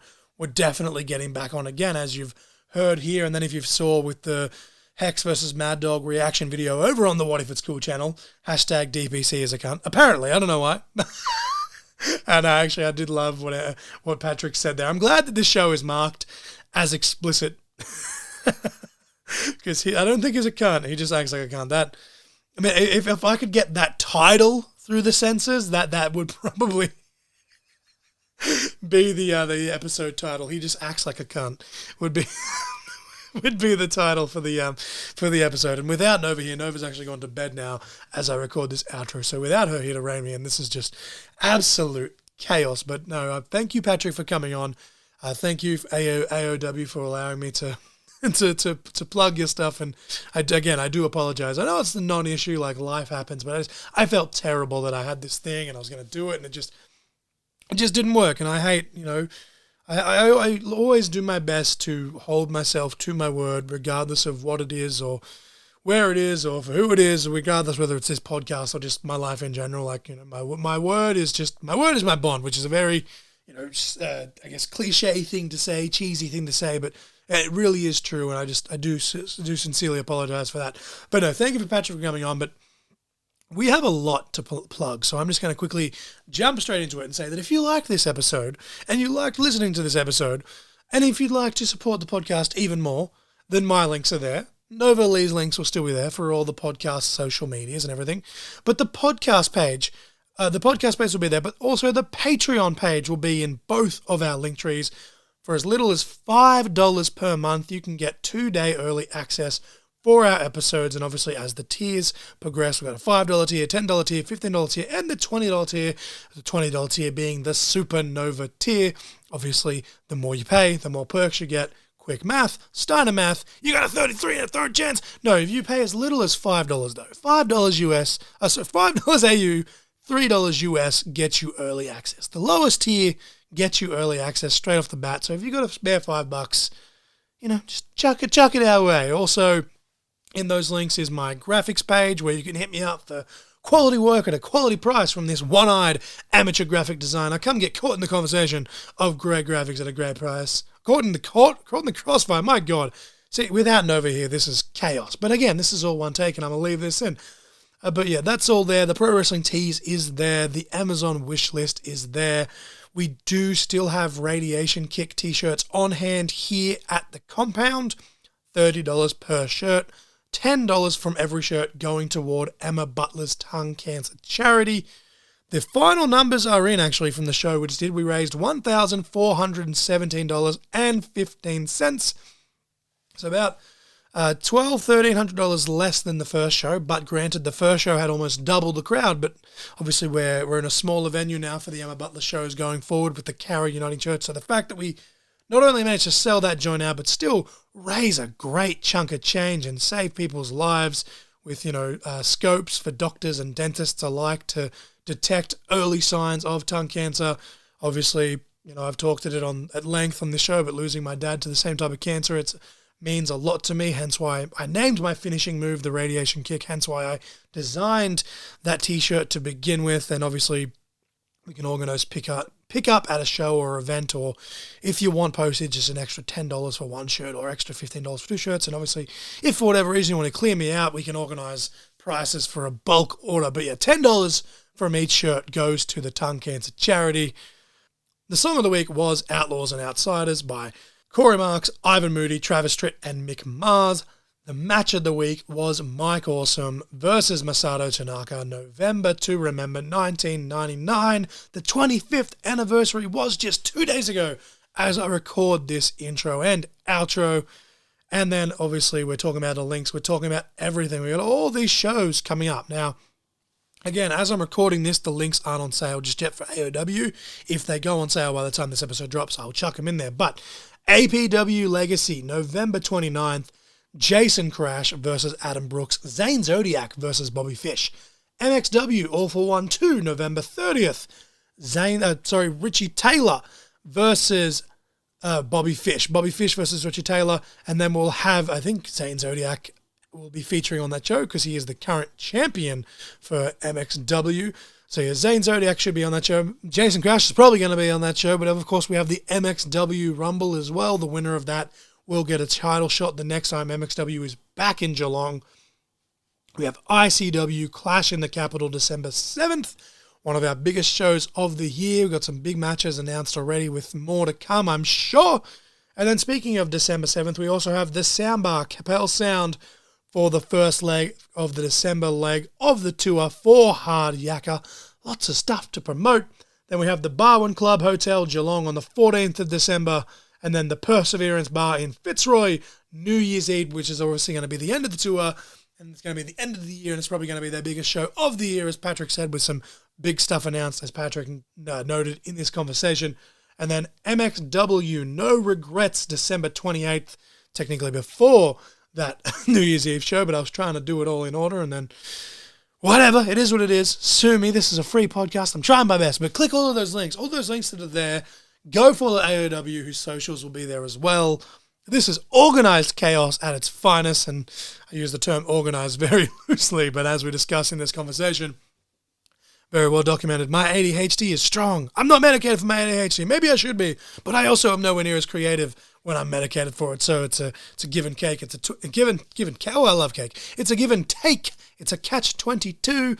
But this is what you get. This is what you get. I'm sorry. Nova's not here, and so it's just all over the place. It's all over the place at the better times, even when Nova is here. But Nova really keeps me reined in on these episodes. Should not have taken, an hour and 40 minutes, or obviously it was about an hour and a half with me and Patrick, but should not have taken an hour and 40 minutes to plug this tour. But it is what it is. I really enjoyed this conversation. I cannot wait to have Patrick back on, because judging by this conversation that we had here, and again, cheap plug, the same as I said in the intro, the reaction video over on DPC's channel, really did enjoy this conversation. I've got great chemistry, it seems, with Patrick. So maybe I could do some, if I do play-by-play and he does some color commentary for Alpha Pro, not Alpha Pro, well, Alpha Pro would be awesome to do, for Australian Outlaw Wrestling. My God, I'm sorry, but I'm not sorry. It is what it is. But the good news is this is the first episode in a couple of weeks now where both the intro, outro, and conversation have all been used with the soundboard. So despite the fact that I'm, sighing and breathing heavy still a little bit, and my voice is still a little bit croaky, don't quite sound like Rose from Monsters Inc. I'm watching you, Wazowski. That sounded more Texan than Rose for some reason. I don't know why. But yeah, this is all organized chaos. The sound, though, should be good, is the point I was trying to make. My word, if you managed to listen to this entire episode without fast-forwarding anything or anything like that, then kudos to you. You deserve a prize. Not from me, because I'm broke, but I am the essential John L. Crossfire. Go watch Australian Outlaw Wrestling. Go watch Australian Professional Wrestling, and hopefully one of the shows that I've linked in the description here. But I am the essential John L. Crossfire, and you were just caught in conversation. Since Nova Lee's not here, I must steal her line and say shaka laka laka, but I'm going to end it by saying titty sprinkles.